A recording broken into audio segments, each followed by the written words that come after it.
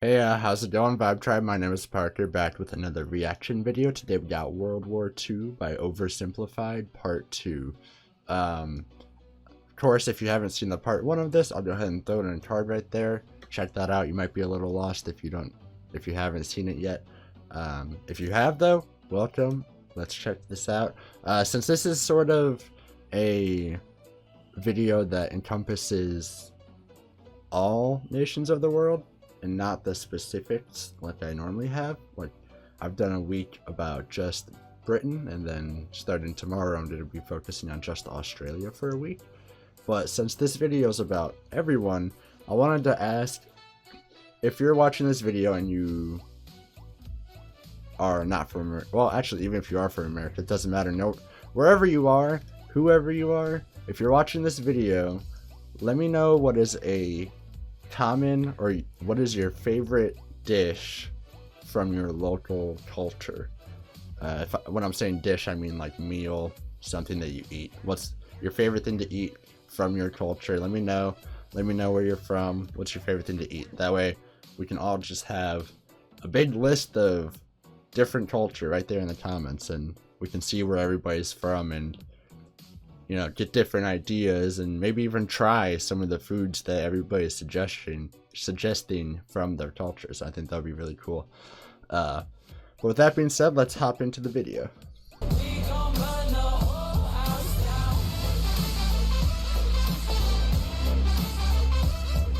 Alright, boys, let's see what he's got to say about I guess the second half of World War II. We should show up a little bit more in this one, because if I recall correctly, he hasn't mentioned any he hasn't made any mention towards Pearl Harbor yet, and that's kind of what got us started. So we'll see if he mentions that in here, and how that kind of got us started in the war. All right, let's check it out. Just for oversimplified viewers. So what else is happening? Well, when I said Britain was all alone, that wasn't entirely true. Many Commonwealth nations and other allied colonies had joined the war in Britain's support. They would play a key role throughout the war, particularly in the African and Italian campaigns. On the Axis side, Germany, Italy, and Japan signed a defensive tripartite pact, bringing their military alliance even closer together. The Soviet Union's war against Finland should have been an easy victory, but it became a humiliating struggle, and their military ineptitude was put on full display. Yep. In the end, they did force the Finns to sue for peace. Then, they continued their honorable campaign of pushing around much smaller countries by annexing the Baltic states and part of northern Romania. France's colonies in equatorial Africa were like, heck no, we aren't going to join the Germans, and they all pledged their— Wait, did that just say that?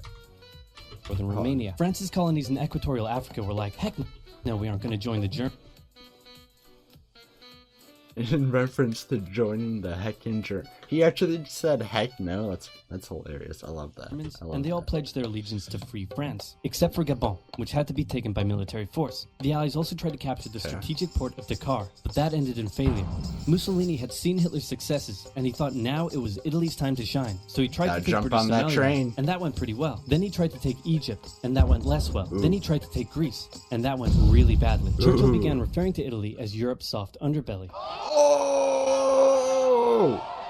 Roasted. He began favoring a military campaign from the south and started sending British troops to Greece. All of this had Hitler pretty concerned, and he moved to protect his southern flank. He had been getting friendly with Hungary and twisted their arm into signing the Tripartite Pact and joining the Axis powers. Romania was also eager to join for protection against the Soviet Union. The Tripartite Pact was designed to prevent any other countries from deciding to join the Allies, specifically Britain's old ally, the pesky United States of America. Which is currently neutral, right? American public opinion was strongly against joining in. In 1940, there was an election. The Republican candidate said, I will not send any young Americans to die in Europe. And sitting President Franklin D. Roosevelt said, I will also not send any young Americans to die in Europe. Unless I have to, then I might. And Roosevelt won. Churchill asked him to join the war, but Roosevelt said, no can do, Winston. But you know what? Here, have some weapons. America began supplying the Allies with food and munitions, but there was one problem. German U-boats were sinking thousands of Allied supply ships in the Atlantic, including American ones. If the Germans could sever Britain's supply line, the UK would starve. Honestly, that obstacle led way to a lot of advancements on our part with like figuring out how to deal with submarines, and it made a whole new kind of class of warfare in the waters, in Navy itself, submarine warfare. At the war, the Allies had to come up with better technology to fight the U-boats. Improved radar, aircraft with longer range, better weaponry and convoy tactics. At one point, a man even called a meeting and said, "Pykrete. You take some wood, you take some ice, you put them together, you get pykrete." What does World War II have to do with pykrete? Okay, I know what pykrete is. But what the hell does it have to do with World War II? And then he pulled out a gun and shot some wood and it shattered. And then he shot some pykrete and the bullet ricocheted off it and hit someone else in the conference room. Congrats, I guess?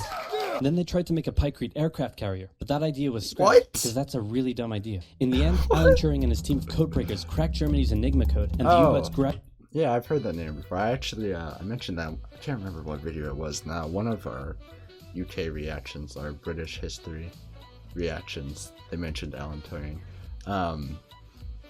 Let me know what y'all know about him, because he's actually a really interesting figure to me. I know, from what I understand, he actually had a lot of discrimination or something like that in his life, but I don't know the full story. If you guys know the trials and troubles he had, because I feel like I remember hearing something about him having trouble even after he was famous for doing this, but I don't remember what that was about.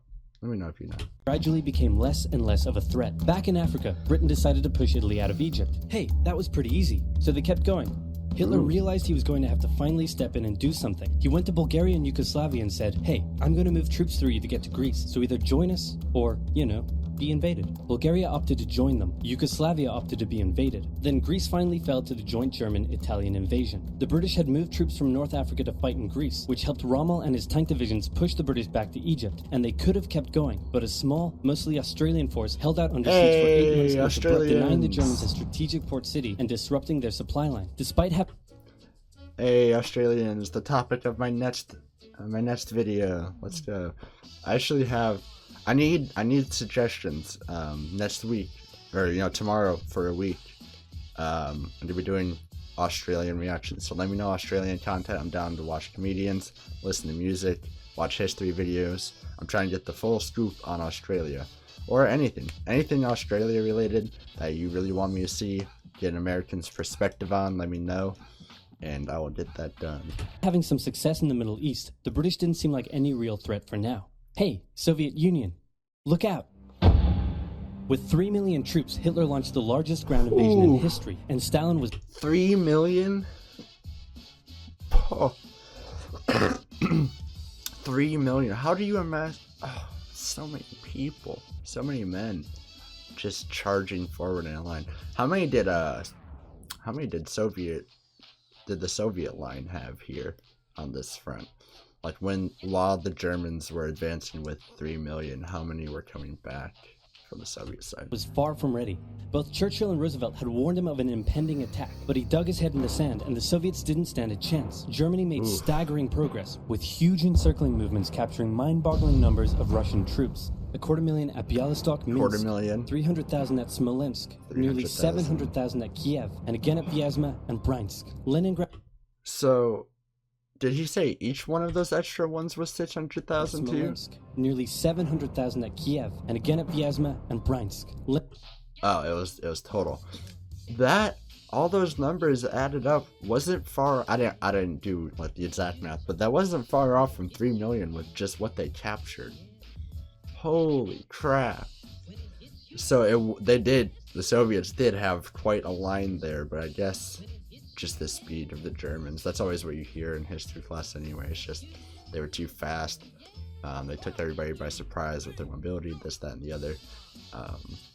Oh man, I didn't realize how badly it went for the Soviets at first here. Holy. Leningrad was put under a siege that would last an insufferable 4 years. The invasion of Russia had been Hitler's main ideological goal from the beginning, and his hatred for the ethnic peoples there was now unleashed in all its fury. That was in the first video, right? Like, he wanted to take over the world, and he was starting with Europe. So, man, he got so far. He just got so far. Part of the Second World War was brutal for all that endured it. The Germans were now inside of Moscow, and that's it. It's all over. But then it happened. It got cold. Stupid cold. Hitler had hoped the Soviets would give up before winter, but they kept fighting. His commanders came to him and said, "Can we please dig in for the winter and wait until spring?" "No. Keep going." "But oil is literally freezing inside our vehicles." "That's fine. Keep going." "We're having to leave the corpses of our frozen horses by the side of the road so we can still find our way in the snowdrift." perfectly normal. Keep going. Oof. Hitler hadn't given his millions of men winter clothing and supplies because he thought he really should have won by now. Then, Stalin called in troops from the Siberian front, specially trained to fight in the extreme cold. And the Ooh, Siberia, that's the cold of the cold. Those are the hard asses when it comes to the temperature. Oh, man. Oof. Germans were no match. I think I heard, speaking of people who are trained to fight in the cold, I think I heard or read or saw somewhere that Finnish people used skis to fight in the Winter War. Let me know how accurate that is, because it sounds dope, and I want to learn about Finnish people skiing around bipping Soviets, you know? But I just don't know how accurate it is, you know? I want to know about that, but I don't want to be up here blowing smoke like I know something and then have it be completely inaccurate, you know? They were now being pushed back. They had no choice but to dig in and wait for winter to end. Germany's victories were staggering, and Japan was eager not to miss the victory bus. Their war in China had come to a standstill, but they wanted to keep expanding their sphere of influence and getting those sweet raw materials. They began making plans to expand southward, but there was a problem. Southeast Asia was heavily colonized by America and Great Britain. It was also full of ocean. Ocean meant naval combat, and there was no way the Japanese Navy could stand up to the US and the UK. Yeah. So they thought, wouldn't it be nice if we could destroy their navies before we begin our conquest? Is this, and so is this it what I was talking on about? December 7th, 19... Yeah, Hawaii. Okay. So they are going to get to Pearl Harbor. All right, let's see how he goes about this. 1941, the Japanese launched a surprise air raid on the U.S. Pacific Fleet at Pearl Harbor and inflicted a huge amount of damage. They also attacked British colonies in Southeast Asia. Roosevelt had no choice but to declare war on Japan, and so did Churchill. Hitler then declared war on America, even though he totally didn't have to. The attack on Pearl Harbor seemed like a big Japanese victory, but they didn't attack any of the naval repair yards, fuel storage tanks, or the submarine base, meaning the Pacific Fleet would be up and running again pretty soon. In the meantime, though, the Japanese were able to begin their conquest. They took Guam, the Gilbert Islands, Wake Island, Hong Kong, and the Philippines. They forced Thailand to join them so they could march their troops through to Malaya. They swept through Singapore, North Borneo, the East Indies, New Guinea, the Solomons, and they were now threatening northern Australia and the borders of India. Japan's victory. Does it zoom back out? Oh my goodness. That close to Australia? They got all the way through Southeast Asia. Oh my god damn. And they had...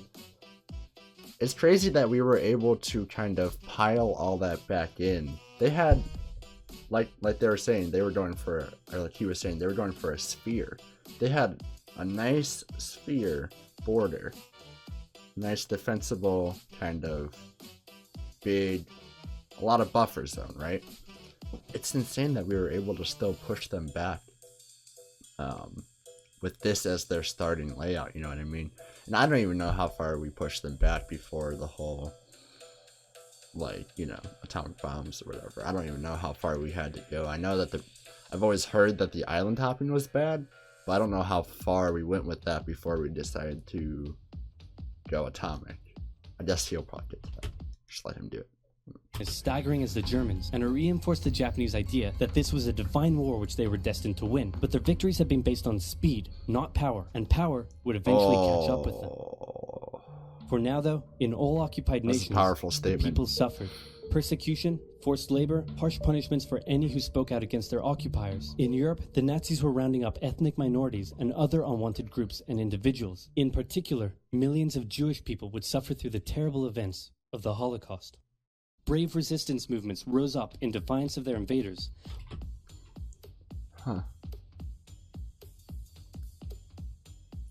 Wondering which side of the war this is. That does they kind of look like?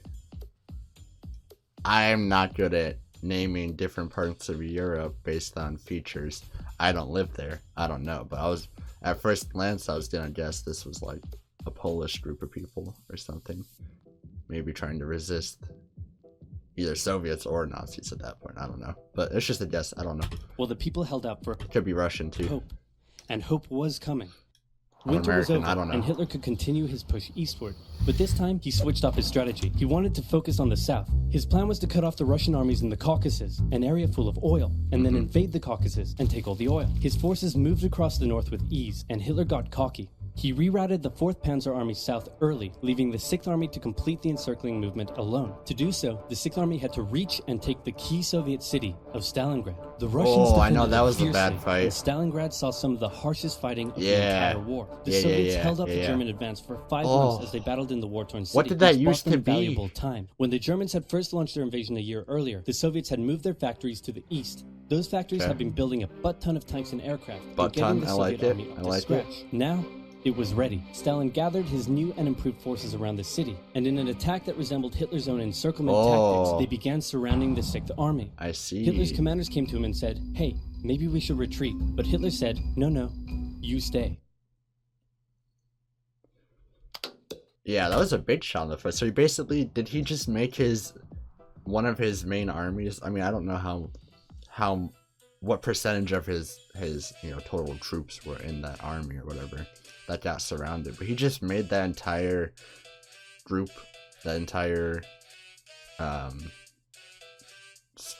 army, right? The entire army in the city to just get surrounded and slaughtered. Holy crap! Like, what does he gain if he? I understand the aggression because he's going for speed. Push forward, don't ask questions, be aggressive. I understand the mentality he's going for. But if you know for a fact that one army is going to reach a city, get surrounded, get killed off, and then the Soviets will have the control of the city again, then wouldn't it be just all bad? No pros in that situation? You're just going to lose an entire army just for the Soviets to have the city again because they're going to be surrounded. I don't know. The entire 6th Army was trapped and had to surrender. With complete air superiority, the Soviets started pushing westward. For Stalin, it was a resounding victory. For Hitler, an absolute catastrophe. Things also weren't looking too good for Hitler elsewhere. With America now in the war, Allied bombing over German cities reached devastating levels. In Africa, the British had pushed Rommel back again. Then they were pushed back again, and finally, after a decisive battle at El Alamein, and with American and British troops arriving in the west, the Germans and Italians were squeezed out of Africa. Japan was also already seeing its rapid success being turned around. They attempted to take the island of Midway, but the US Navy was ready for the attack, and they sank Japan's carrier. Actually, they sank a lot of them. It was a battle from which the Japanese Navy would never recover. Ooh, that's interesting. I love learning about naval combat. I don't know why, but Navy, and especially like new Navy, modern Navy aircraft carriers. I don't know why, but that just sparks all my interests, all my light bulbs, whatever. It's all buzzing when I hear about Navy and naval combat. Like, that's my favorite stuff to learn about. Even going back to learning about like the British Navy, whenever it first whenever it was still cannons, like that's still interesting to me. Anything Navy, I like learning about. If you guys have any cool videos about Navy in general, I'd be open to watching those. Indian and Chinese troops held the line in the harsh jungle terrain of Burma, and the Japanese suffered losses in the Solomon Islands and New Guinea. They began to realize they were not invincible. With the Axis out of Africa, the Allies had to decide their next move. Churchill still wanted to attack from the south, while the Americans preferred a full sea invasion in northern France. "All right," said the Americans, "we'll do it your way." Allied forces successfully landed in Sicily and began moving north. They also carried out bombing raids over Rome. The thing was, many of the people in Sicily had relatives living in America, and they greeted the American troops quite warmly. Oh, With the hey, home what territory, up? most Italians just weren't that into it, and Mussolini was suddenly very unpopular. He was voted out by his own fascist Grand Council and was toppled from power. Italy immediately began negotiations for surrender. Hitler wasn't surprised and had already sent reinforcements southward. In an operation he ironically called Operation Axis, German troops quickly disarmed Italian troops in the north. The Allies continued fighting the Germans up through Italy, but then winter set in, meaning mud, and everything slowed to a halt. "All right," said the Americans, "let's do it our way as well." Germany had made itself a lot of enemies, and millions of Allied troops had been gathering in England as factories worked around the clock producing the war material needed for a super crazy massive, the likes of which the world has never seen before, invasion of Europe. The Germans knew an Allied invasion would come, but they didn't know where it would land. Thanks to Allied deception tactics, they thought there was a pretty good chance it would come at Calais, but the Allies were really going to land in Normandy because it was less fortified Normandy. and the beaches were nicer. Under D-Day? the careful planning of General Dwight D. Eisenhower, the D-Day invasion that and had been long in the making Overlord? was just about ready to go. Just one thing was preventing the launch: the British weather. For a short while, everyone sat around waiting for a decent day, and then It came. On the night of June 5th, over 1,000 bombers took off and raided coastline defenses, while paratroopers were dropped inland in a bit of a chaotic operation, tasked with sabotaging defenses and capturing key bridges to stop any German reinforcements from reaching the beaches. There's an ad coming on. There's an ad coming on. Barrage came, as Allied ships fired a huge number of shells at the German fortifications, and then the landings. The Americans at Utah and Omaha, the British at Golden Sword, and the Canadians at Juneau. It was a tremendous struggle with a great loss of life, particularly at Omaha, but the Allied troops captured the beaches and the land. This is what it looked like on D-Day? Holy crap. That's a lot of just everything. Are these all like transport vehicles right here in the middle? And then, wow. Oh, there's just so much to look at. The entire horizon is just war machines. Wow, or just stuff to set up temporary infrastructure, temporary like buildings, temporary this, that. There's so much. Landings were a success. Then they began their movements inland. They took the port of Cherbourg and the city of Caen. The Americans moved south to capture Brittany. Then, in a massive disaster for the Germans, British and Canadian troops from the north and Americans from the south dropped the German 7th Army. All three of us, high five, brothers. We did it. In a near wipeout encircling movement. In August, Allied troops landed in the south of France to little resistance. On one beach, all they found was a Frenchman handing out champagne. Paris was liberated, and the Germans were pushed out of France as the Allies entered Belgium. In the Far East, the Allies started to push the Japanese out of Burma, as the Americans launched a two-pronged offensive in the Pacific. In the south, General MacArthur led the push to liberate the Philippines, while General Nimitz oversaw the brutal island-hopping campaign. American forces had to make hard-fought landing after hard-fought landing on fiercely defended small islands as they moved steadily towards the Japanese mainland. The Japanese believed that the greatest thing a person could do was to die. Okay, so to answer my thing from earlier, I'm gonna let him finish whatever he was just saying. To answer my thing from earlier, I thought they were gonna kind of go through Papua New Guinea, Borneo, all that up into the Philippines, and then the Philippines to the small islands. But they just kind of went. We just kind of went straight for the small islands. And okay, I'm gonna go back to what he was saying. I didn't mean to cut him off. Small islands as they moved steadily towards the Japanese mainland. The Japanese believed that the greatest thing a person could do was to die in battle, and the most dishonorable act was to surrender. As a result, they fought ferociously to the very end. And the closer the Americans got to the mainland, the more ferocious the resistance became. In February 1945, the Americans captured the island of Iwo Jima, and an intense firebombing campaign of Japan's wooden cities began. The Allies suffered some setbacks trying to liberate the Netherlands, but they were making progress and were now threatening the industrial heartland of Germany. Hitler's health, both mentally and physically, was rapidly deteriorating. Things were looking bad, and he was desperate. He said, "We need to turn this thing around, and I have just the trick. Remember a few years back when we blitzkrieged through the Ardennes and trapped the Allied forces in Belgium? Well, I'm going to do the exact same thing. Again." He gathered his forces and tried to pound them through the Ardennes. He used up the remainder of Germany's strength and resources, and he managed to create quite a nice bulge. He also trapped some American forces in the Belgian town of Bastogne. The Germans sent the trapped Americans a message saying, "Surrender or be annihilated." When it was read out to the commanding officer, he said, "They want to surrender? No, sir, they want us to surrender." Nuts! And that's what they sent off as their official reply. Dude, I feel like all the generals in the 1900s be trolling each other. The one dude from, what was it, Gabon? Whichever, the quote from earlier where he said, "Heck no, we aren't going to join the Germans." And then, of course, if you tell an American to surrender, they're going to say something about their genitalia back to you. That's just all they're going to respond with. Either suck my this, tug my what, nuts, like, I don't know. If you tell us to give up, that's what you're getting in response. General Patton's Third Army then managed to break the siege from the southwest, and the Germans were pushed back. Hitler's last-ditch attempt had failed, and what followed was a total collapse of the German forces. The Allies pushed into Germany from both sides. The Soviet Union took Warsaw and kept pushing to Berlin. From in his east, bunker, west, Hitler and realized south. all hope was lost. Berlin fell, and with it, that time it hit his head. Two of the Axis nations had been knocked out. One to go. The Americans began their assault on Okinawa, the last island before they would reach the Japanese mainland.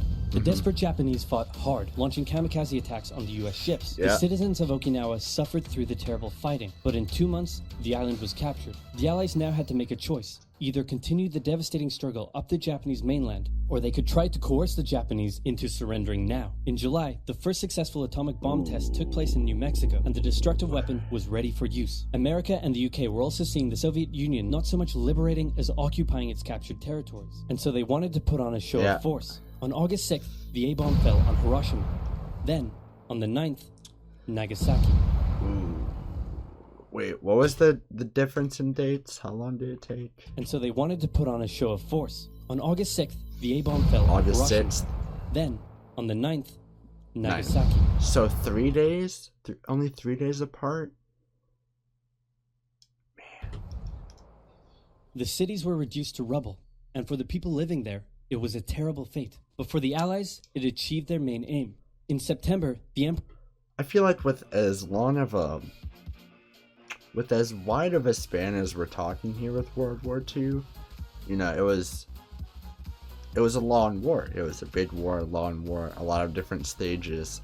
And we go through all these stages all this time fighting this war, and we drop the first bomb on the 6th. How short is 3 days in comparison to the rest of the war? Like, we dropped the first one, and then we only gave them 3 days before we dropped the second one. I feel like that's just crazy. I feel like we should have waited more than 3 days to see if they surrendered. Because, I don't know, it's just such a small amount of time to give before dropping another one, considering how long the war was in the grand scheme. That's the only point I'm trying to make here. Announced Japan's surrender, saying the war situation has developed not necessarily to Japan's advantage. After 6 years, war was finally over.